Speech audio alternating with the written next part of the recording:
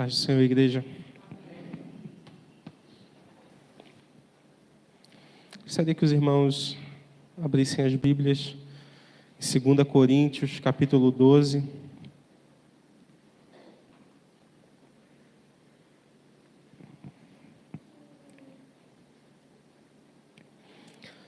Segunda Coríntios, capítulo 12, a partir do versículo 7.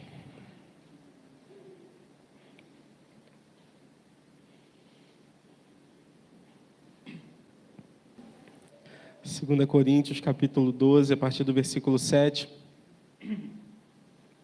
diz assim: Para impedir que eu me exaltasse por causa da grandeza dessas revelações, foi-me dado um espinho na carne, um mensageiro de Satanás para me atormentar. 3 vezes roguei ao Senhor que o tirasse de mim, mas ele me disse: minha graça é suficiente para você, pois o meu poder se aperfeiçoa na fraqueza. Portanto, eu me gloriarei ainda mais alegremente em minhas fraquezas, para que o poder de Cristo repouse em mim. Por isso, por amor de Cristo, regozijo-me nas fraquezas, nos insultos, nas necessidades, nas perseguições, nas angústias, pois quando sou fraco é que sou forte. Eu suponho que alguns aqui, ou provavelmente muitos de vocês, já pensaram alguma vez que se não fossem algumas limitações, algumas debilidades, talvez vocês pudessem servir melhor ao Senhor, ser mais úteis ao reino de Deus. Geralmente passa isso em nossa cabeça, talvez você já tenha pensado nisso. Se não fossem essas limitações, se não fossem essas minhas fraquezas, eu pudesse ser mais útil na casa do Senhor, mais útil no reino de Deus. Se eu tivesse tido uma formação acadêmica melhor, se eu tivesse uma saúde melhor, ou uma memória melhor, se as circunstâncias em minha vida fossem melhores, talvez eu pudesse ser mais efetivo no reino do Senhor, no serviço do Senhor. Alguma vez você já pensou assim? Ou talvez você esteja pensando assim nesse momento, e essa forma de pensar, ela não somente surge de nosso pecado, da nossa natureza pecaminosa, mas também ela é alimentada pelo mundo, que tende a admirar essas pessoas que, apesar das muitas dificuldades, conseguem grandes coisas. Porque essas histórias tendem a nos fascinar. Aquele indivíduo que é muito pobre, que não teve nada na vida, mas de uma hora para outra ele vence, ele se transforma num grande homem de negócios. Essas histórias nos fascinam, né? Essas histórias de pessoas que vieram do nada e conseguem coisas extraordinárias e fazem muitos filmes sobre isso.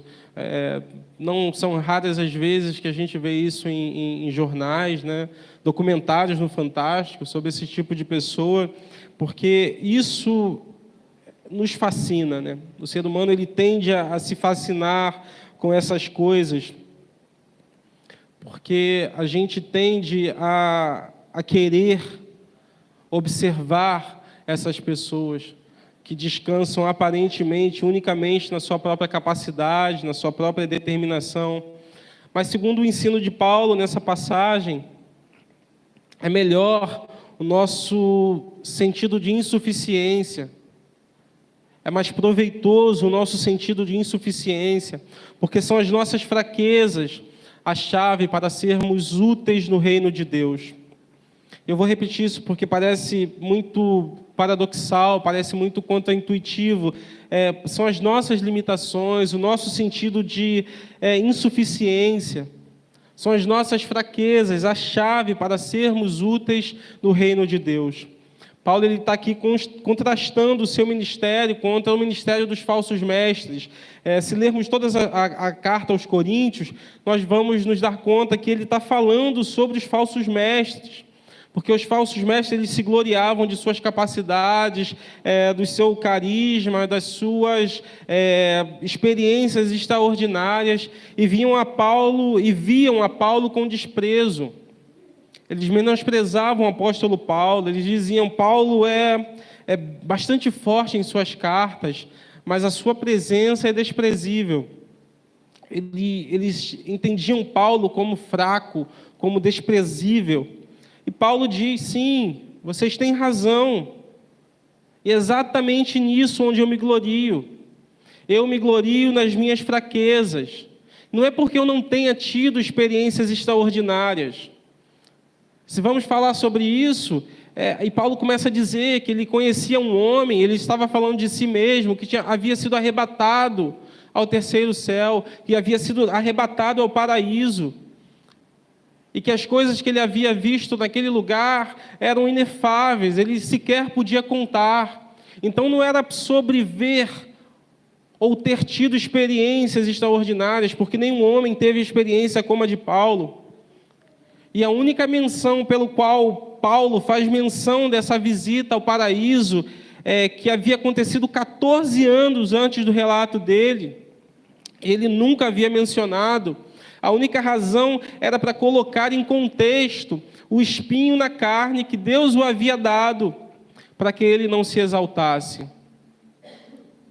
Simplesmente por isso. Nós vamos falar hoje sobre esse espinho na carne e sobre a nossa força em meio à nossa fraqueza.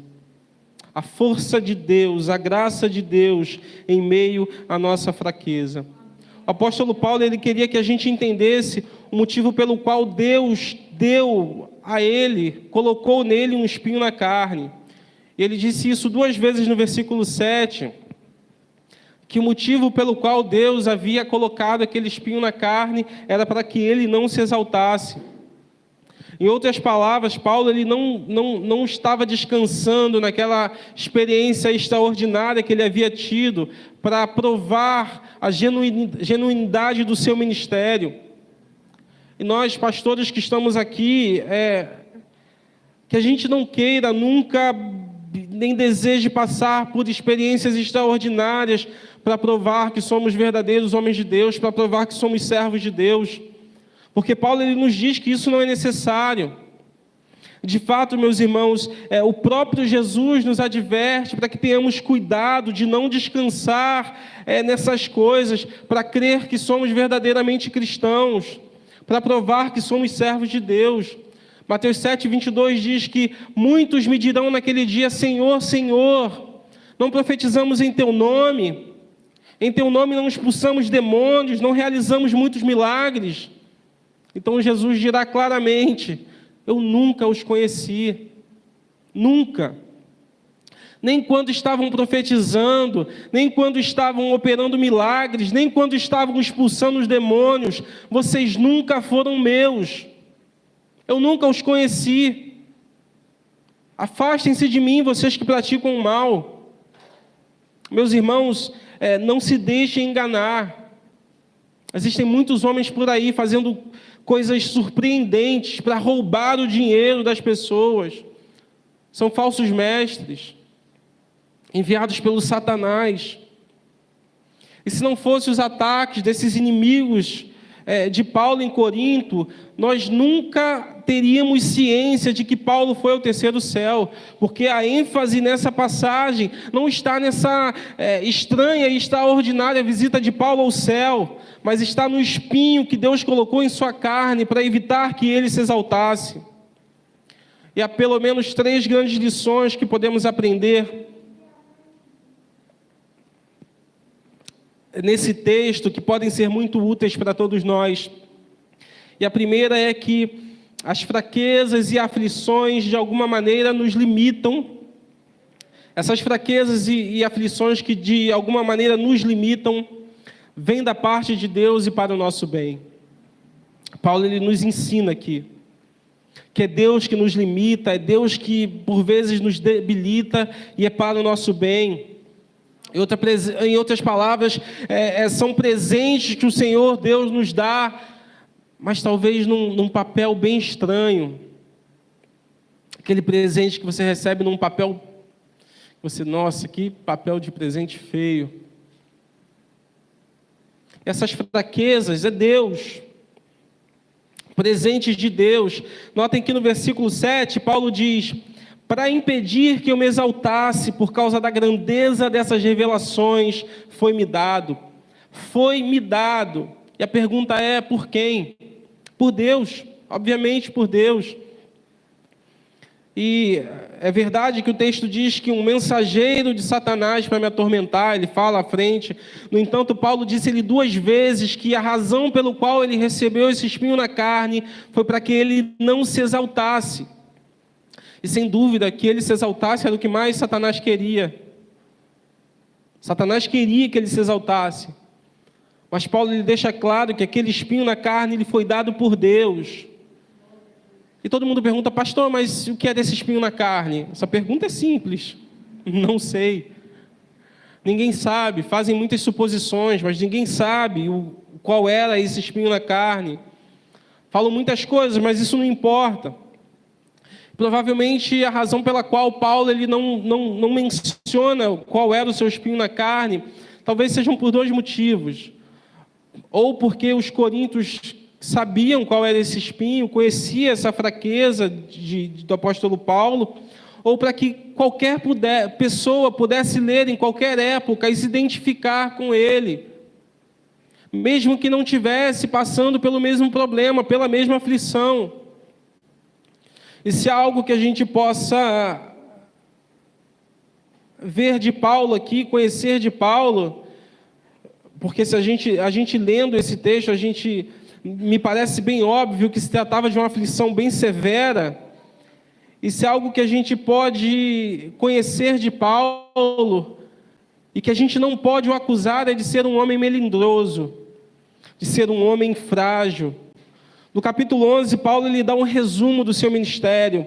Vejam a partir do versículo 24. 5 vezes recebi dos judeus 39 açoites.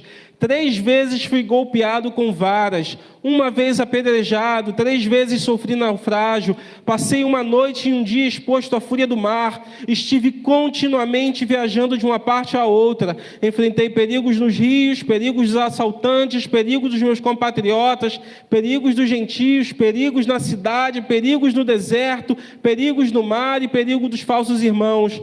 Trabalhei arduamente, muitas vezes fiquei sem dormir, passei fome e sede, e muitas vezes fiquei de jejum, suportei frio e nudez, e ele continua. Paulo, ele conhecia de sofrimento, ele não era um homem melindroso, esse era um bom currículo de sofrimento. Paulo, ele teve que passar por muita aflição, mas esse espinho na carne parece ser algo que sobrepassa todos esses sofrimentos que Paulo passou, porque esse espinho na carne o aflige. Notem outra vez no versículo 7 que ele chama isso de tormenta. Um mensageiro de Satanás para me atormentar. Se a gente for ver no original aqui, o tempo verbal que Paulo usa dá a ideia de uma ação contínua.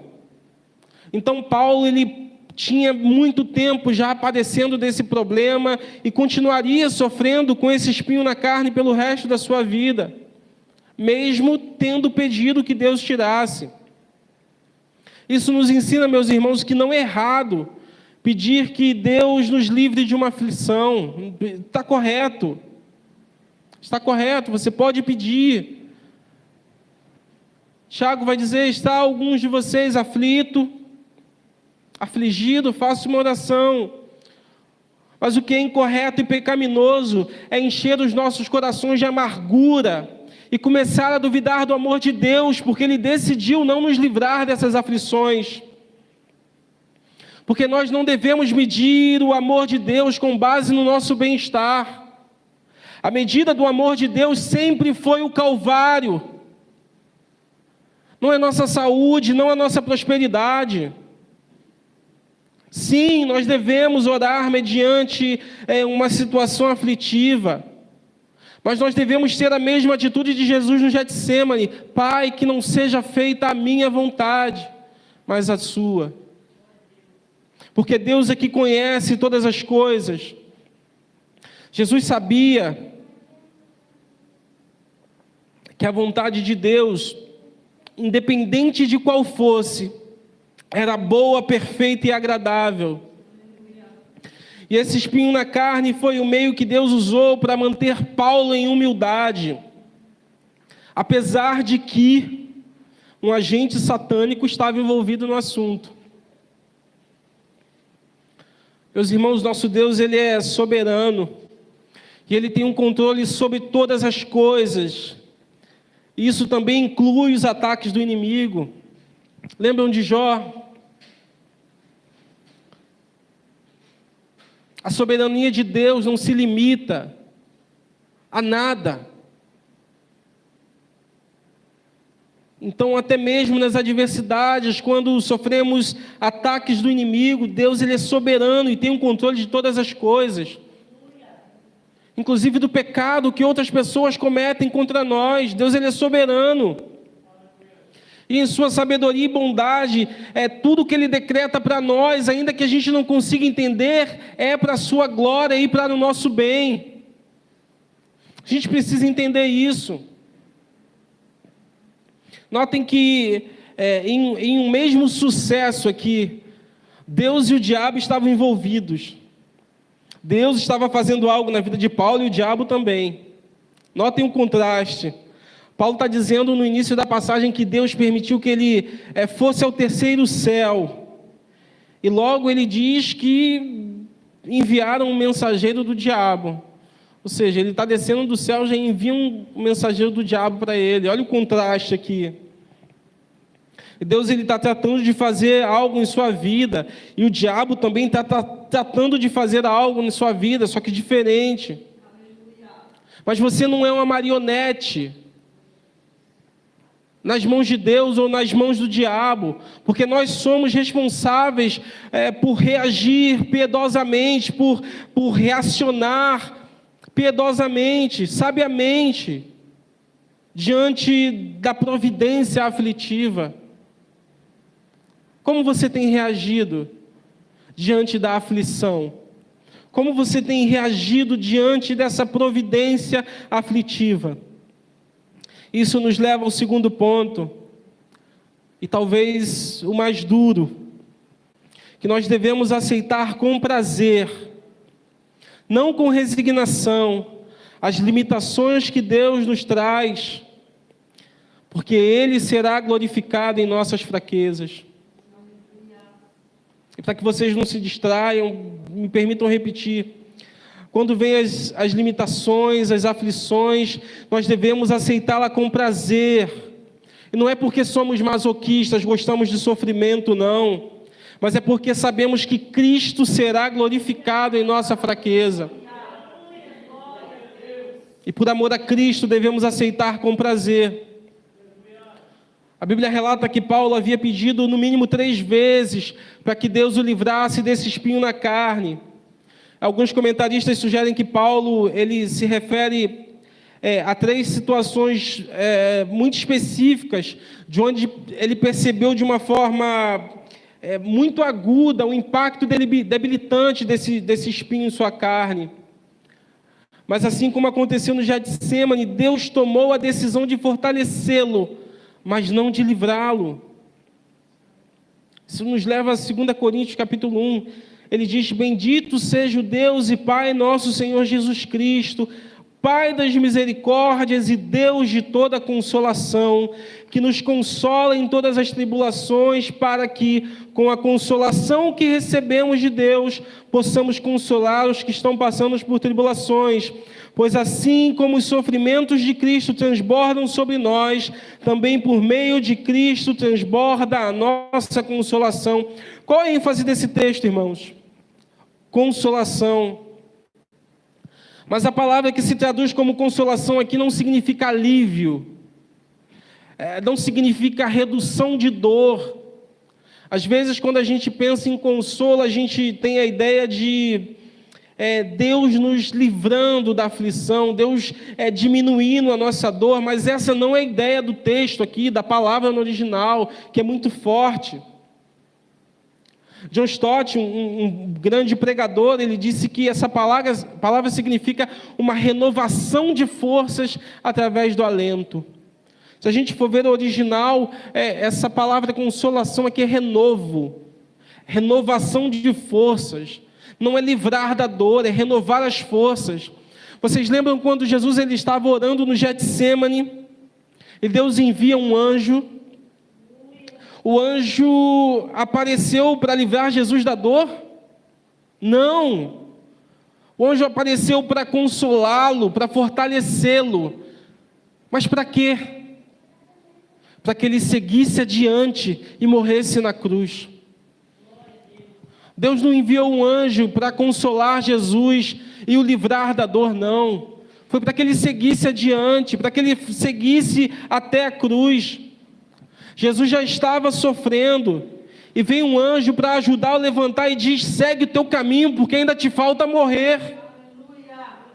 Esse era o consolo de Deus aqui, porque não é sobre nos livrar da dor, mas nos fortalecer através do alento. E Paulo, ele estava orando aqui, adorando a Deus por sua infinita provisão de força, para ajudá-lo a seguir adiante e levantá-lo em toda a situação. Ele diz: Senhor, me livre desse espinho na carne. Não, meu filho, a minha graça te basta. A minha graça é suficiente, porque o meu poder se aperfeiçoa na fraqueza.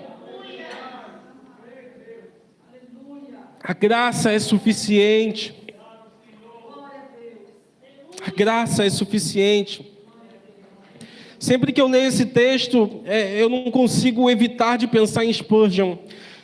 Spurgeon foi considerado o príncipe dos pregadores. Conta a sua biografia que ele ia uma vez de carroça para pregar num lugar, e ele estava extremamente nervoso com aquele peso da responsabilidade da pregação. E diz que uma vez ele recordou desse texto: a minha graça te basta, o meu poder se aperfeiçoa na sua fraqueza. E ele pela primeira vez notou a ironia desse texto e começou a dar gargalhadas na carroça. Mas por quê? Minha graça te basta. Meus irmãos, qual é o tamanho da graça de Deus? A graça de Deus não é algo que Deus te dá. A graça de Deus é parte do seu caráter. A graça de Deus é do tamanho de Deus. E eu pergunto a vocês: a graça de Deus te basta? Essa graça que é do tamanho do próprio Deus, ela te basta? Ela te é suficiente?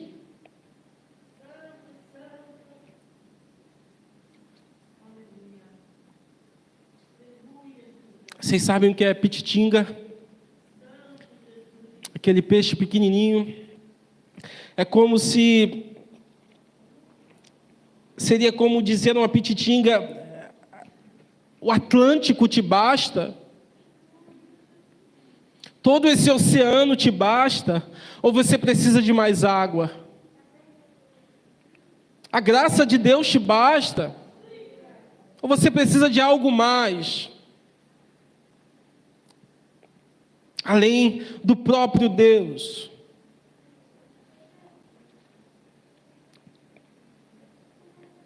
E foi isso que Spurgeon entendeu quando ele pensou nesse texto, que a minha graça te basta. Talvez Paulo ele tivesse argumentado com Deus em oração: ó Deus, talvez eu estivesse em uma condição melhor para te servir se você me livrasse desses espinhos na carne. Se você me livra desse espinho debilitante, eu estarei mais equipado para fazer a tua obra, eu terei mais forças para fazer a tua obra. Aí vem o Senhor e faz ver que era tudo o contrário. Era de uma forma totalmente contrária. Aí Deus diz: não, Paulo, essa limitação é a chave da sua utilidade. É necessário que eu te mantenha assim. Essa é a maneira que eu estou utilizando para magnificar o poder do meu Filho em ti. A minha graça te basta, Paulo.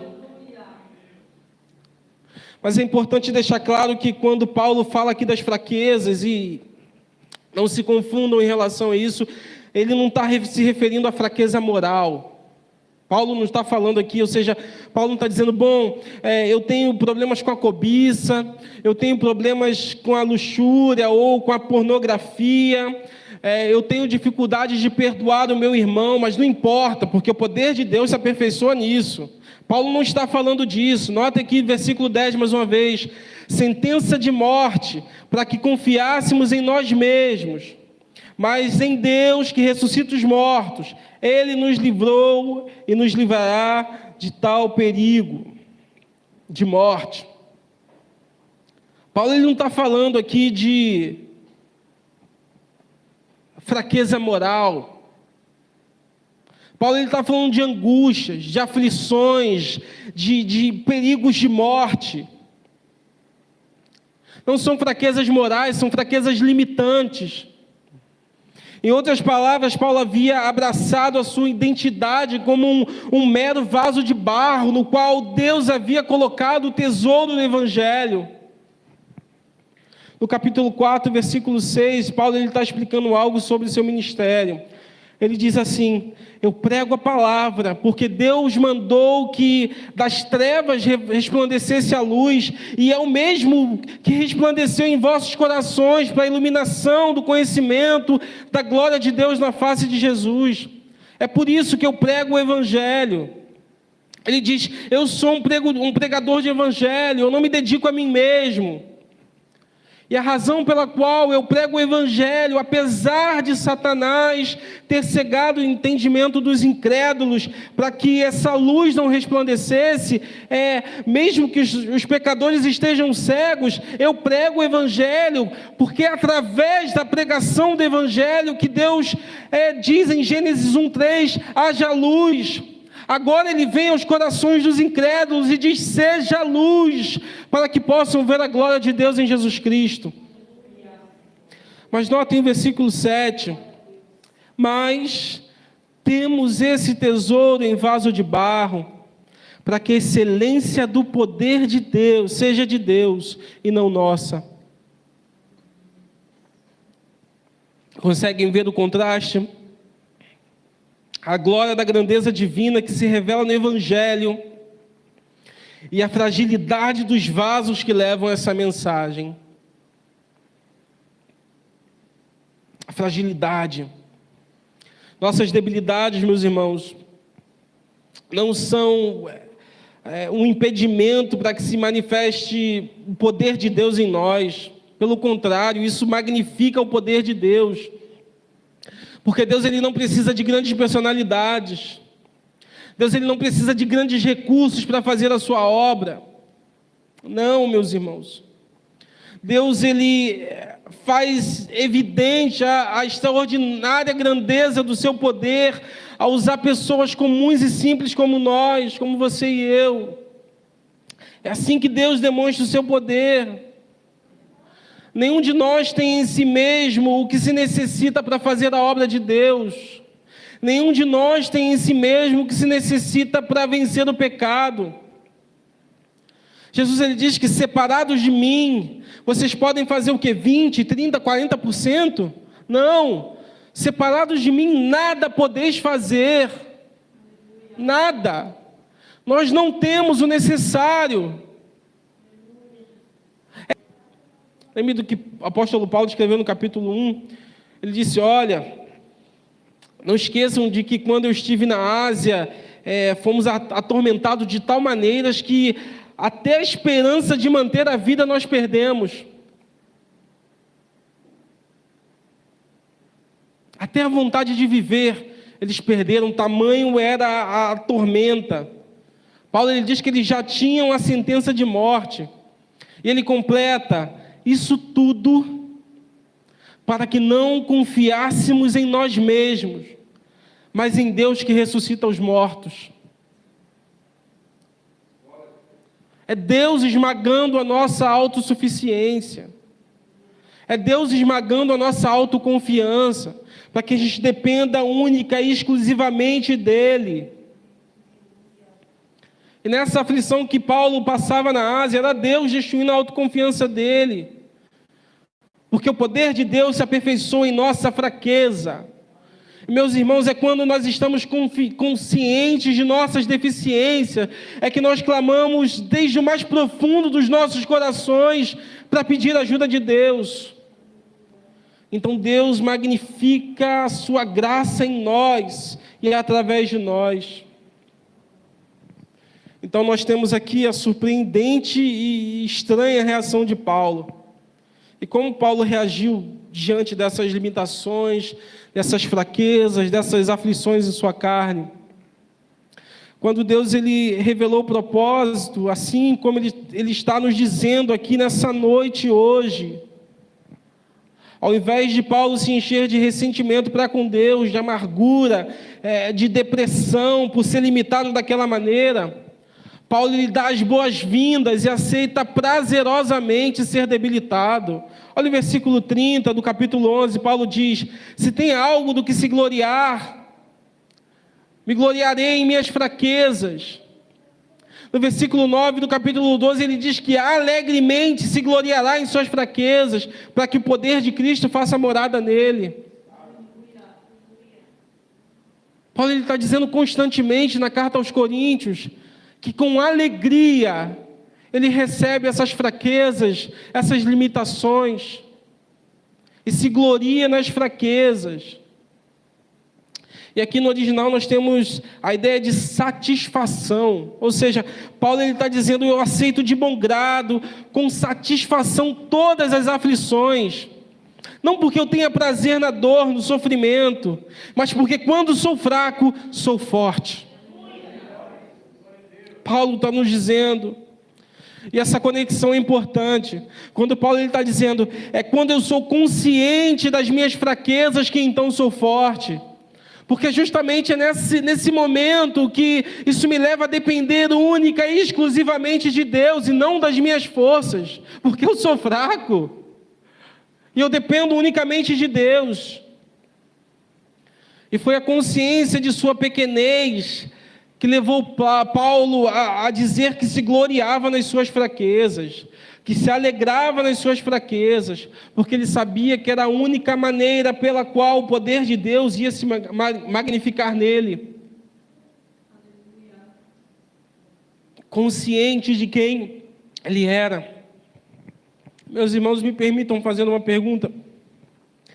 Quando você se levanta de manhã, você que é esposa, pai, filho, trabalha em algum lugar, você se levanta com essa consciência: Senhor, hoje eu tenho que amar a minha esposa como Cristo amou a igreja. Senhor, hoje eu tenho que educar meus filhos com toda a disciplina e amor. Eu tenho que trabalhar para o meu chefe como se fosse para Ti, com o mesmo prazer, com o mesmo empenho, mas Senhor, Tu sabes que eu não posso. Você tem consciência disso ao acordar? De que, Senhor, hoje eu vou me deparar com dezenas de tentações e eu não posso lutar contra nenhuma delas. Por minhas forças eu não posso. Me ajuda, Senhor. Esposas, vocês acham que conseguirão se submeter aos maridos sem a ajuda de Deus? Os filhos, acham que conseguirão se submeter aos pais com amor, honrando, sem a ajuda de Deus? É que você tem orado, Senhor, mais um dia, me ajuda a submeter, a honrar os meus pais, porque por mim mesmo eu não consigo. Essa era a consciência que Paulo tinha. Eu falo para toda a igreja, mas para os jovens que talvez sejam mais vulneráveis a isso. Não se deixe confundir com todas essas mensagens de autoajuda, de autoafirmação que a gente tem escutado em todas as partes. Não se deixe levar por isso, que você pode, você é forte, você tem potencial para grandes coisas, só basta acreditar em você mesmo. Não! O seu problema não é porque você não acredita em si mesmo. O problema é justamente por crer em si mesmo. O problema é justamente que você deposita a sua confiança em si mesmo. Separados de mim, nada podeis fazer. Não há nada que vale a pena. Não é descansando em nossa própria capacidade que nós vamos poder fazer a obra de Deus, que vamos poder lutar contra os pecados. que vamos poder colocar os nossos dons e talentos a serviço da igreja. Pastores, que a gente não caia nesse erro de se gloriar nos títulos, de se gloriar na quantidade de livros que leu, na capacidade que Deus tem te dado. Tudo isso sem o Espírito Santo não é nada, não serve de nada. Se for se gloriar, se glorie nas suas fraquezas, não no seu potencial. Porque sem Deus, sem o Espírito Santo, isso não é nada. Mas há algo mais nesse texto que, de certo modo, encerra a chave desse gloriar-se de Paulo. Essa reação que Paulo responde a algo. Como era possível que Paulo aceitasse de bom grado, alegremente, as aflições que o limitavam, que o enfraqueciam, mesmo apesar de ter um ministério tão grande? O que movia Paulo a dar as boas-vindas a esse espinho na carne? Isso nos leva ao terceiro e último ponto. É o amor a Cristo que nos move, que nos leva a aceitar alegremente as nossas debilidades. Porque o amor a Ele nos move a desejar que Ele leve toda a glória. É o amor a Cristo. A única coisa que te faz aceitar com alegria essas limitações é o fato de amar a Cristo e desejar que a glória seja somente dele. Versículo 10. Por isso, por amor de Cristo, regozijo-me nas minhas fraquezas, nos insultos, nas necessidades, nas perseguições, nas angústias, pois quando sou fraco é que sou forte. Todas essas coisas que Paulo estava padecendo, havia vindo sobre ele por causa do seu amor a Cristo, da forma como ele amava Cristo. E esse mesmo amor a Cristo levava a abraçar com alegria, como ele diz, todas essas aflições que o limitavam. Porque dessa maneira se fazia mais evidente o poder de Cristo atuando nele. E notem que o raciocínio de Paulo nessa passagem é algo assim: eu não gosto desse espinho na carne. Eu já pedi para Deus que me livre dele várias vezes.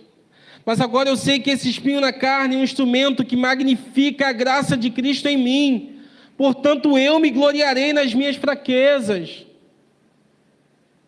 Se Cristo é glorificado, eu me glorio nas minhas fraquezas, para que seja mais evidente a sua graça abundante em mim, não pelas minhas capacidades, não pelos meus conhecimentos, não pela minha experiência, não por tudo que eu tenha vivido, mas pela graça de Cristo. Paulo está dizendo, não pelos meus dons, não pelo meu intelecto, pela minha capacidade intelectual, pelo meu conhecimento da lei e das Escrituras, mas é pela graça de Cristo. Meus irmãos, se você já fez algo de útil para o reino de Deus, foi pela graça de Cristo. 1 Coríntios 15:10, mas pela graça de Deus sou o que sou, e sua graça para comigo não foi em vão, antes trabalhei mais do que todos eles, contudo não eu, mas a graça de Deus comigo. O apóstolo Paulo, ele era consciente de que não era ele, mas era a graça de Cristo. Um grande autor disse que a meta final de Deus em orquestrar as nossas fraquezas, seja através de um mensageiro de Satanás, como Paulo relata, ou de uma má circunstância, ou de um sonho frustrado. Todos nós sonhamos, todos nós já passamos por um sonho frustrado, mas a meta de Deus é para glorificar a suficiência da graça e o poder do Filho. Esse é o plano de Deus. Eu não consegui o que queria, meu sonho se frustrou. Eu queria ser jogador, Messias. Meu sonho se frustrou. Mas Jesus é tudo que eu tenho e isso é suficiente. É isso que Paulo está dizendo. Olha, eu não consegui o que eu queria. Meus sonhos se frustraram, mas eu tenho Jesus e isso é suficiente. E quando o amor de Cristo que nos domina e não o nosso amor próprio, nós iremos reagir dessa mesma forma. Nós iremos reagir adequadamente diante da consciência das nossas limitações. Porque Deus fará evidente o poder de Deus diante das nossas debilidades. E Cristo levará toda a glória. Isso é ser cristão. É Cristo e não nós. A glória é sempre dele. John Piper, ele disse uma vez que a mais profunda necessidade que você e eu temos na nossa fraqueza, na adversidade, não é ter um alívio rápido, mas é uma maior confiança de que de que todas essas coisas fazem parte de um propósito maior no universo. E o propósito é a glorificação e o poder de Cristo. Esse é o propósito do universo. Esse é o nosso propósito. Nós fomos feitos para a glória de Deus.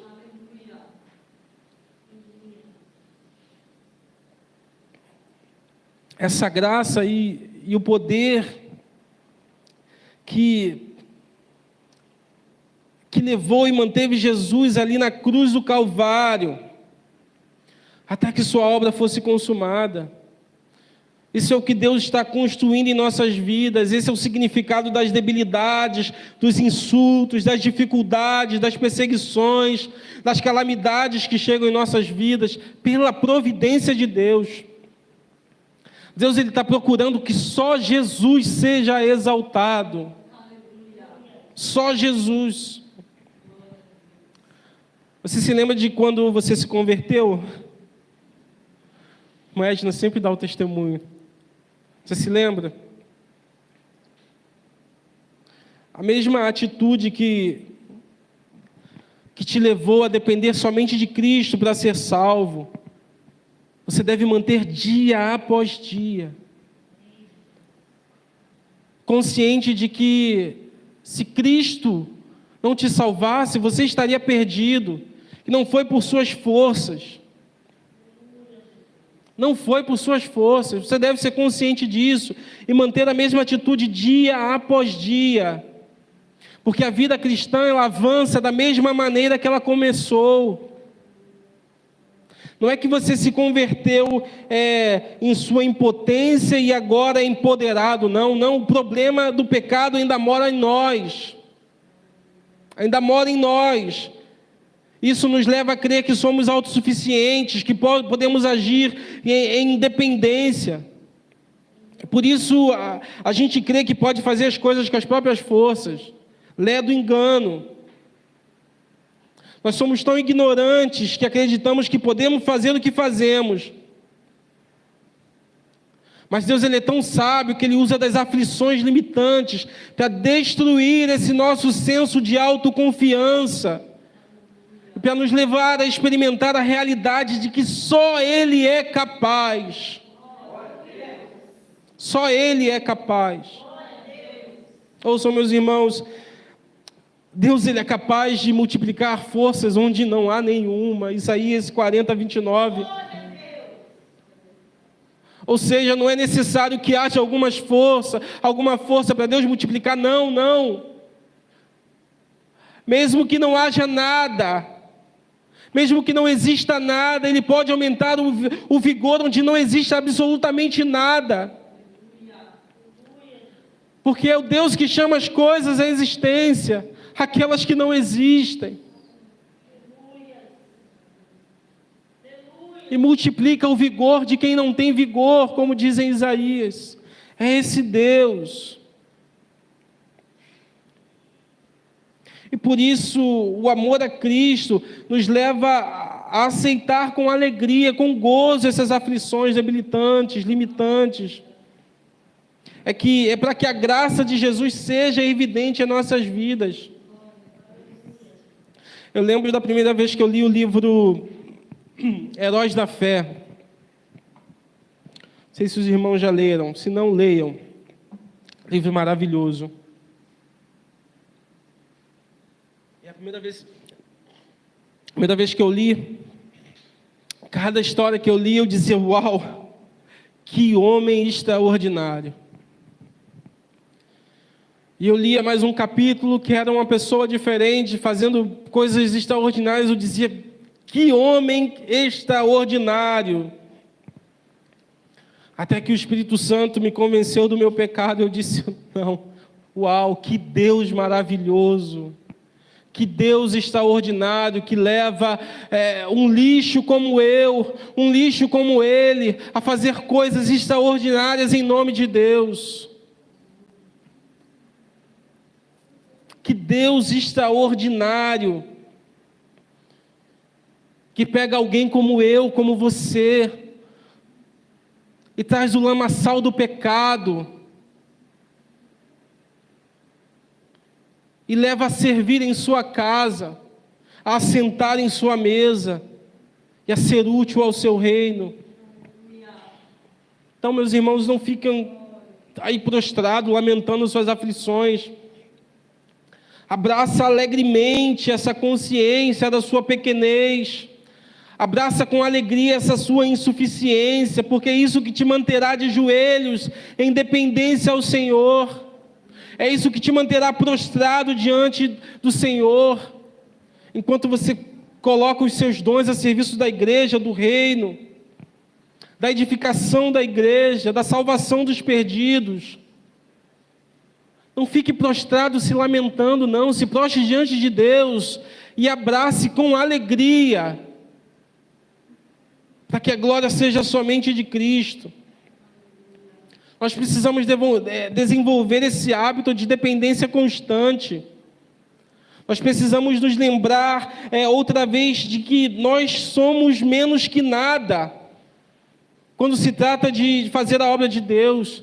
Por isso é tão importante a oração. Por isso é tão importante estarmos em oração, porque é através da oração que nós manifestamos essa dependência. Senhor, eu não posso. Senhor, me ajuda. É através da oração. Antes de sair para trabalhar, ore ao Senhor: Senhor, eu não posso. Eu irei enfrentar um monte de tentações, eu não posso com nenhuma delas. Me ajude. Eu preciso fazer o meu trabalho com excelência, mas eu não posso. Me ajude a fazer pela excelência da tua glória. Me ajude. Porque se me louvarem, eu vou receber, porque eu sou um ladrão de glória. Então me ajude, Senhor. Porque sem ti eu não posso. Viva em oração, respire em oração. Porque a igreja não tem, irmãos, capacidade de fazer a obra de Deus. A igreja não tem. Eu não tenho, por minhas forças. Nós não temos. E não confie em seus pastores, se é para você deixar de orar. Eu vou deixar de orar porque os pastores estão orando. Não. Mantenha uma vida prostrada diante de Deus. Separados de Cristo, nada podemos fazer. Como eu disse anteriormente, somos um exército de nada, mas, meus irmãos, quando todos esses nadas se amparam no Deus Todo-Poderoso, as portas do inferno não podem prevalecer. Não há muralha que fique de pé quando gritamos ao nome do Senhor. Mesmo esse exército de nada, quando se coloca na dependência do Senhor, Deus faz maravilhas. E assim que o ponto dessa mensagem não é que a gente fique prostrado, lamentando as nossas limitações e debilidades. Não. Todos nós temos que colocar os nossos dons a serviço do reino de Deus, da sua igreja, para que o corpo de Cristo ele siga sendo edificado, mas jamais passe por sua cabeça fazer isso com as suas próprias forças. Jamais. Porque é por amor a Cristo, amparados em Cristo, para que somente Cristo receba a glória. E se você está aqui nessa noite, meu amigo, sem Cristo, eu quero te convidar para que você aceite o fato de que é impossível salvar-se a ti mesmo. Quero te convidar a que você reconheça a sua impotência. A Bíblia diz que a salvação é unicamente por graça, por meio da fé. Sabe por quê? Porque a fé magnifica a glória do Salvador, não ao que crê. Então, por nossas forças, nós não podemos. Por minhas forças eu não posso, você também não pode. Então eu te convido a aceitar esse fato, que há um Deus Salvador, que pode fazer por você o que você não pode fazer, que é salvar a sua alma da condenação eterna, e te trazer para o reino do seu Filho. E para que, por amor a Cristo, você se ampare nele, para que somente Ele receba a glória. Deus, Ele desenhou todas as coisas, irmãos, para que somente Cristo leve toda a glória. Somente Cristo. Deixe de acreditar que você é capaz de fazer aquilo que você nunca poderá fazer. Venha humilhado aos pés do Salvador. Venha humilhado diante de Deus, clamando por misericórdia. Porque Deus irá magnificar a sua graça em ti,